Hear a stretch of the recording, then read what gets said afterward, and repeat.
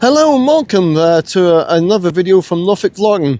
Thank you for clicking on for today's video. We're at St Peter and St Paul's Church in Sustead. So we've got to have a look around and see what we see, and we'll catch you in a bit.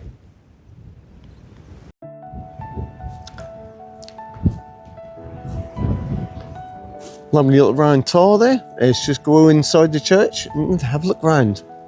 I'll see you in there.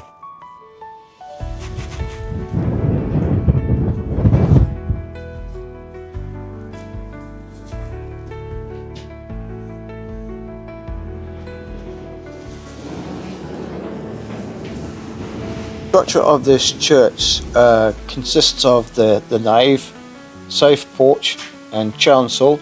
Largely represents the 14th and 15th century perpendicular style with a former north transept now vanished. The interior contains a 14th century rood screen and a 17th century pulpit with angel carvings from the nearby redundant North Church. We did a video of that previously, so if you'd like to go along and have a look at that video, please do so. Thank you.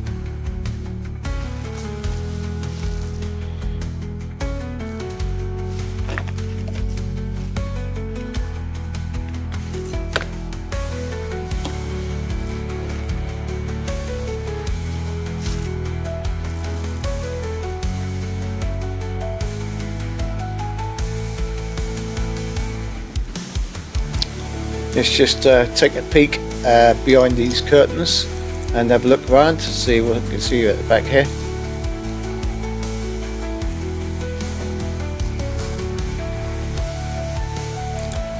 I think this window is just to let light into the tower, because there's no access from inside the church. The only way you can access the tower is from the outside. That's all I could see.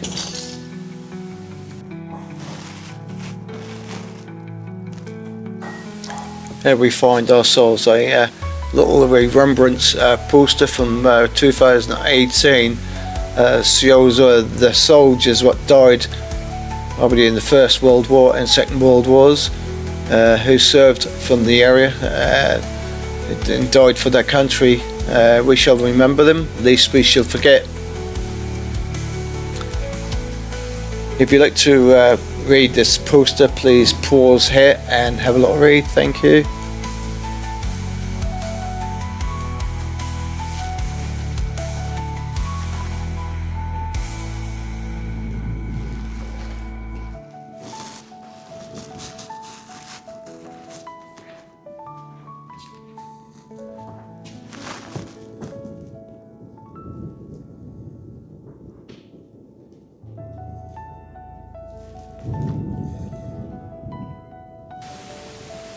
Here we see a nice little wooden board here, just to show you the incumbents of the church. So I think from the 1500s, I think. And here in front of you see a lovely 15th century font. Features shields representing England and France, which was believed to mark the end of the 100 Years' War. I'm right in saying that didn't exactly last 100 years. I think it's just called the 100 Years for some reason. I'm not a historian.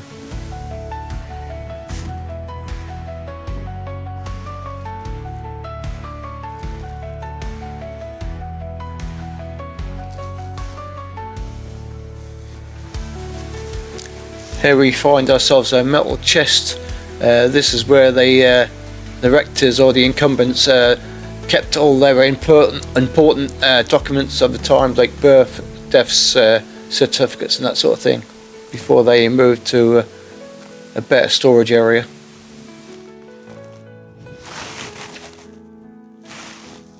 Here is a good example of one of the frustrations of looking at medieval glass in England, for we have here the shattered remains of what must have been quite high quality work. Only the tracery of the two safe nave windows retains any original glazing. Easternmost window, a female saint carrying a book. Flared cuffs were entirely 15th century fashion, and the figure of S. Catherine with her usual wheel and sword. The window probably contained a series of female saints, earlier by decade or two than those at Clay and Field Daling. I think I pronounced that right.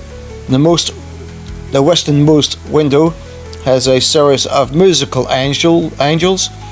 Still can be seen. One is playing a lute with delicately drawn sound hole and plectrum, and another playing the bagpipes. The latter is a delight. Note the rich and tracery painted drapery and the lion's head at the join of the pipe and bag. Generally speaking, the amount of coloured glass in a window was governed by economic factors, such glass to having been imported from the continent in the 1430s and 40s, with high quality glass like this with little colour, both here and on the continent.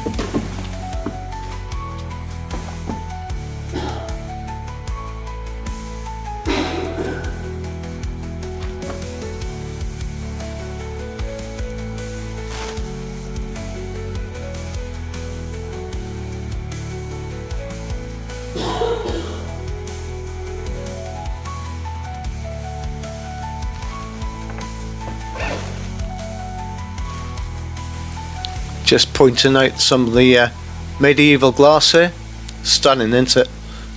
To survive this long.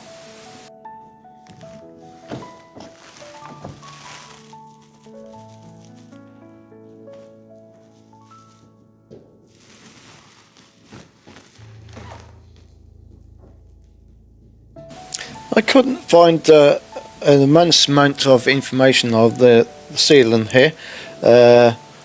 It's just describes as a notable feature, described as a wonderful interior roof with painted features on its structure.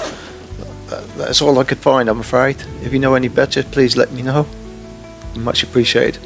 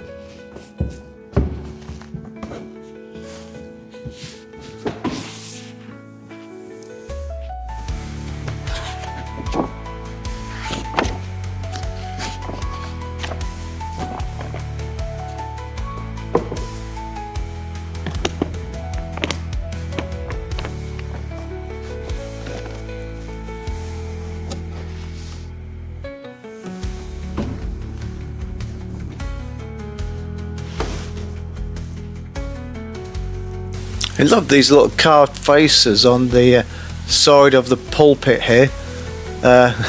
Just this one's missing for some reason. but they're so beautifully carved and just made me smile. Hope that make you smile as well. And this one's just not this one, but the next one's just a half of a face. But it looks like they just cut it off at the corner for some reason. Strange.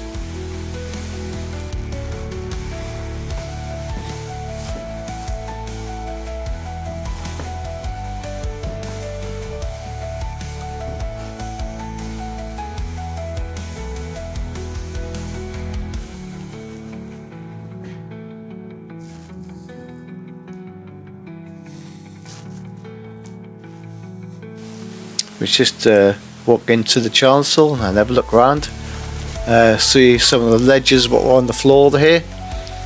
They're stunning. Some of them go back a long while. I think this is Theophilus. I think he's a rector of the parish somewhere. I think.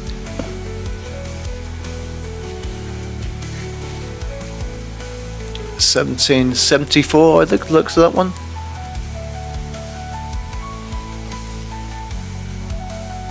The Reverend Patrick St. Clair, I think it says. Another Anne Watson, I think. And John Watson. There's a clerk by looks of that, of the church. And this one's Henry Foster. He's a gent. 1797, I think. 1790, I think. All in front of the altar there, as you can see. I've explained that in previous videos. It's a lovely painted red cross there on the altar there. It's very nice. Lovely stained glass windows here of a shape of a heart. Really stunning. Art Nouveau, I think. Sorry, Art Nouveau.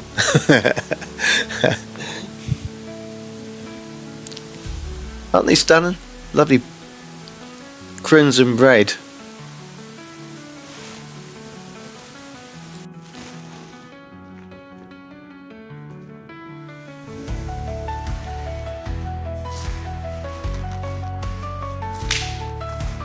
Here we find ourselves a double piscina.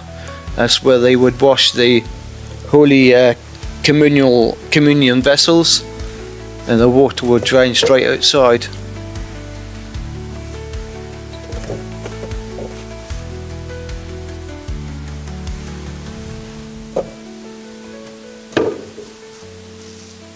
And a single sedilia. That is the stone seats that were recessed into the side of the church where the rector or vicar would sit during mass. These lovely stained glass windows on the side of the church here. Beautiful, aren't they?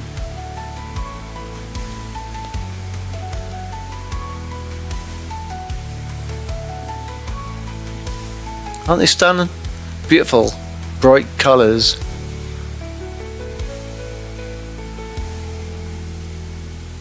I think that was like a donkey, I believe.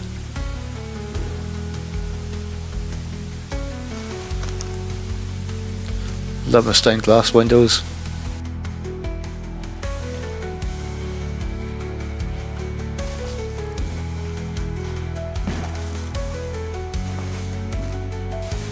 Find ourselves some more memorials or ledges are in front of the altar here. Thomas Bluefield, 1637. It's quite an early date, isn't it, that one? I think that was 16 something, I think. Two separate dates, I think. And that was 1676. Beautiful with the carved shields.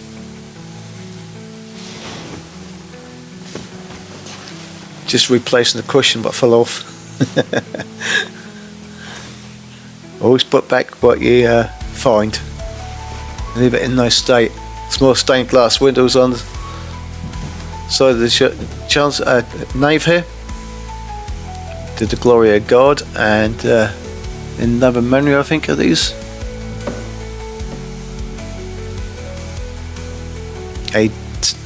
1899.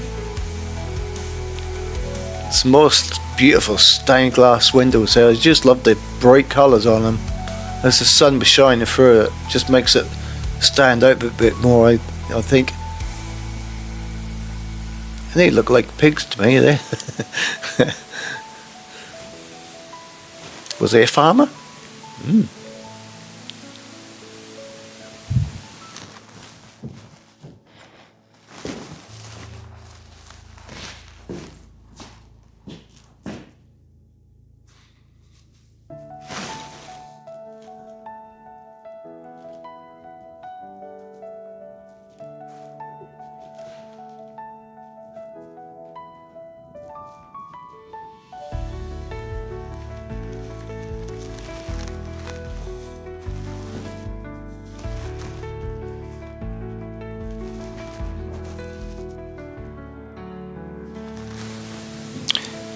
The south chancel windows feature 1890s work by Christopher Weil, while the east window includes 1920s Art Nouveau and Jazz Modern Art Deco glass.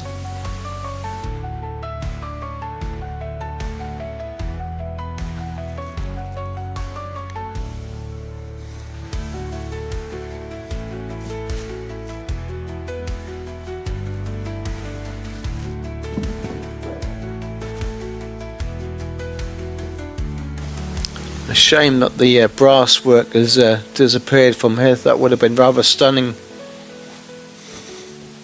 The brass work here still remains. If you'd like to pause on that and read, you can do. 1611, I think that says there. Some more ledgers here in the nave. And some more brass work and beautiful shield there. Just walk along the centre of the nave here.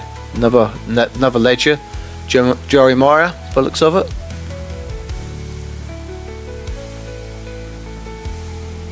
Just look towards the nave and the chancel there. And that stunning ceiling.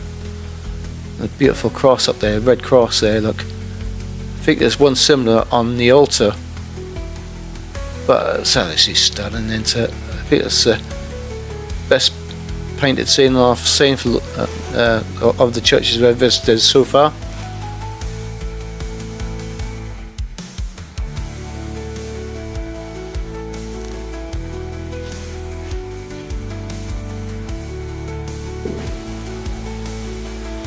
Right, we shall be heading outside to have a look around the graveyard in a second and leave this beautiful church behind us. There's one last little peep. Shut the door behind us. Always make sure that it's secure.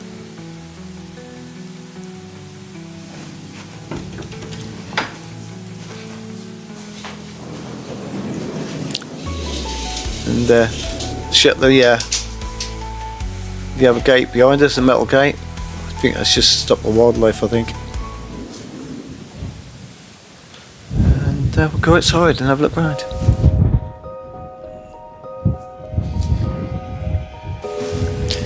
The tower is 48 foot tall.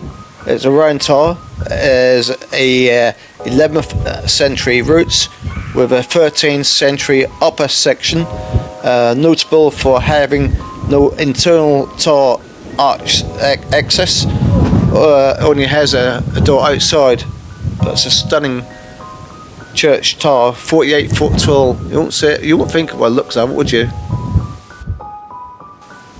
The thin round tower can be seen from some way off as one approaches from the south. Closer up, one encounters a wonderful mix of building material: old render, flint, brick, corners of dark cast stone. There's also flushwork letters M for the Virgin Mary on the porch. We couldn't find it. There's 3 colours of tiles and pan tiles on the roof, and brick-shaped white flints in a diaper pattern on the red brick on the road stair case with its tiny window.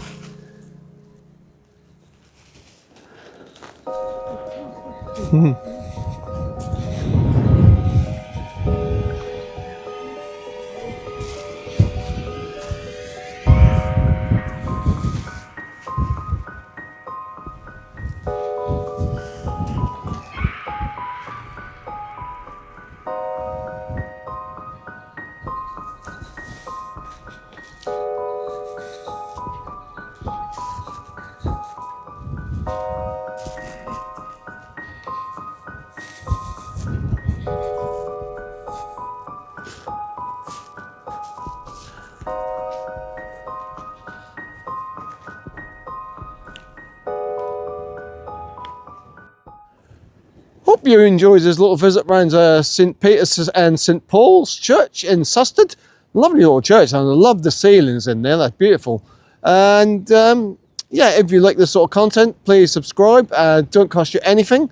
Like, comment, and we've also got a little my community section, so you can go into that and leave little comments as well. Get involved with the community and suggest any area you would like me to visit. Please, that'd be much appreciated. And we'll see you again soon somewhere. Don't know where, don't know when, but I'll see you. Cheers, bye. Well, I hope you all enjoyed this little visit to St Peter's of St Paul and St Peter and St Paul's. Sorry, St Peter and St Paul's. That's a little yeah. Okay. Let's do that again.